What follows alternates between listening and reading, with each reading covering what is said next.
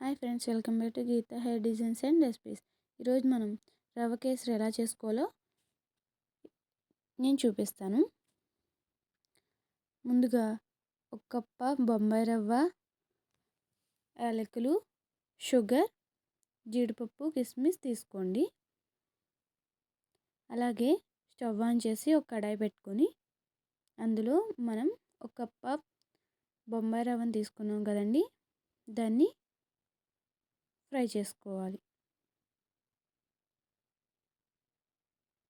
ఇక్కడ నేను చూపించే విధంగా మీరు కలుపుకుంటూ ఉండాలి, లేకపోతే మీకు అడుగంటేస్తుంది.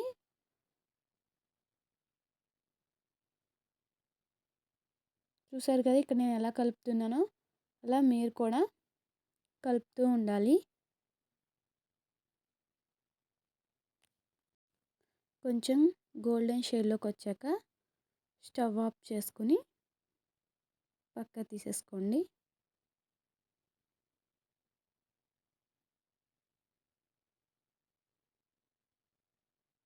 మీకు గోల్డెన్ కలర్లోకి వచ్చినప్పుడు మంచి రవ్వ బాగా వేగిన స్మెల్ బాగుంటుందండి. అది బాగా వస్తుంది, అదే అబ్జర్వ్ అయిపోతుంది, తెలుస్తుంది మీకే. అలాగే అదే కడాయిలో కొంచెం నెయ్యి వేసుకుని జీడిపప్పు, కిస్మిస్ని మనం వేపుకోవాలండి.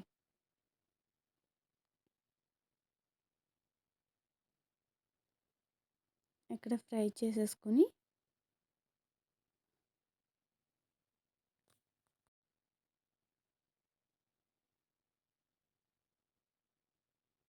ఇలా ఫ్రై అయినాక బాగా దోరగా ఫ్రై చేసుకోండి. ఇక్కడ నేను చూపించిన విధంగా. ఇప్పుడు దాన్ని కూడా మీరు పక్కకు తీసేసుకోవచ్చు. చూసారు కదా ఎలా ఫ్రై అయిందో. అలా ఫ్రై అయ్యాక మీరు కూడా పక్కకు తీసేసుకోండి.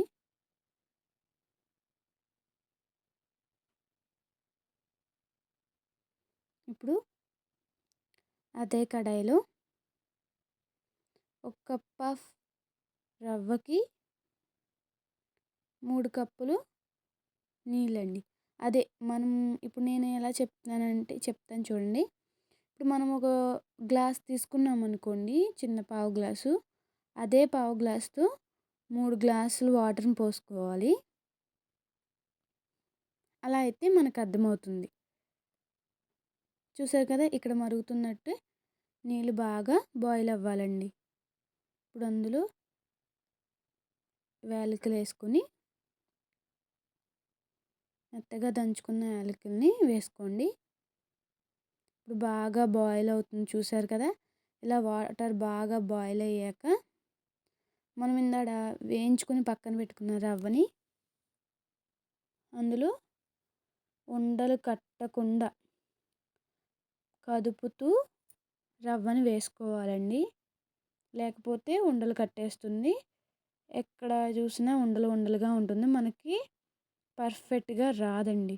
ఇలా నేను చూపించిన విధంగా మనం ఉప్మా రవ్వ ఉప్మా ఎలా చేసుకుంటామో సేమ్ ప్రాసెస్, కానీ అలా కలుపుకుంటూ ఉంటే మీకు ఉండలు కట్టదు. చూడండి, నాకు అక్కడ ఉండలు కట్టలేదు.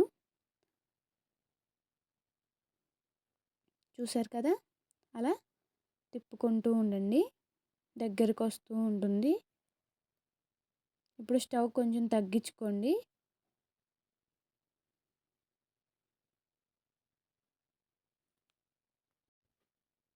చూసారుగా ఎలా దగ్గర పడుతుందో. ఇప్పుడు మనం ఒక కప్పు రవ్వకి 1.5 కప్ షుగర్ని తీసుకోవాలి.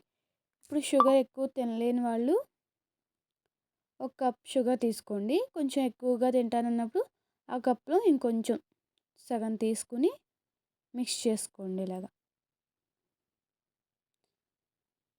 మీ దగ్గర ఫుడ్ కలర్ కానీ ఏమన్నా ఉంటే ఎల్లో ఫుడ్ కలర్ మీరు యాడ్ చేసుకోవచ్చు. వాటర్లోనే యాడ్ చేసుకోవాలి, అప్పుడే మీకు బాగా కలుస్తుంది. ఇక్కడ ఎందుకంటే మాకు చిన్నపిల్లలు ఉన్నారు కదండి, ఫుడ్ కలర్ అంత మంచిది కాదని నేను ఇక్కడ యాడ్ చేయట్లేదు. మీకు కావాలనుకుంటే మీరు వాటర్ బాయిల్ అయ్యేటప్పుడే ఒక చిటికెడు ఫుడ్ కలర్ వేసుకుని యాడ్ చేసుకోండి. ఇక్కడ నేను చూపించిన విధంగా కలుపుకుంటూ ఉండండి. ఉండలు కట్టకుండా ఉంటుంది.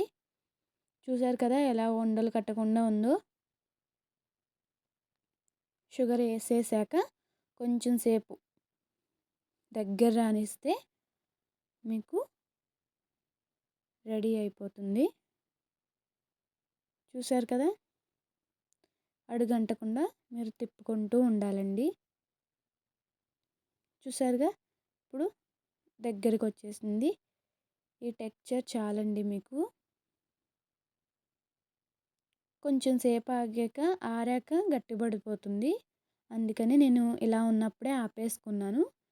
మీరు కూడా ఇలా ఉన్నప్పుడు ఆపేసుకోండి. ఇప్పుడు మనం ముందుగా వేయించి పెట్టుకున్నాం జీడిపప్పు, కిస్మిస్, కావాలంటే బాదం పప్పు, అవి కూడా మీరు వేసుకోవచ్చండి. ఇక్కడ ఇప్పుడు కలిపేసుకుని స్టవ్ ఆఫ్ చేసేసుకోండి. చూసారు కదా ఎంత ఈజీయో రవ్వ కేసరి.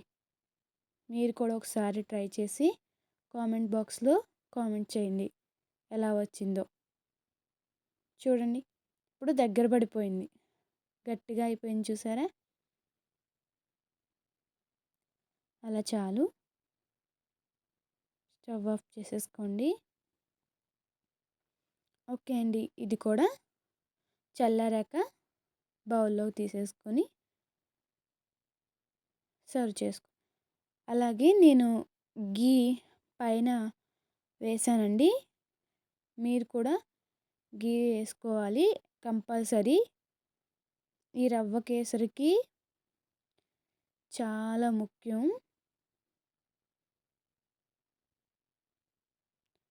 చూసారా, గీ ఎక్కువ ఉంటే వేసుకోవచ్చు. ఆరాక పక్కా తీసేసుకోండి. చూసారు కదా ఎలా ఉందో, నోరు ఊరిపోతుంది. చూడండి, చూసారా ఎంత చక్కగా వచ్చిందో. ఇలా జీడిపప్పు అన్నీ సర్వ్ చేసుకొని మీరు ట్రై చేసేయండి.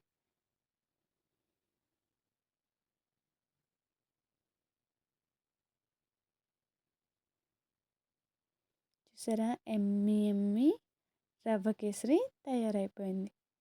చాలా ఈజీగా మీరు ఇంట్లో ట్రై చేయొచ్చు.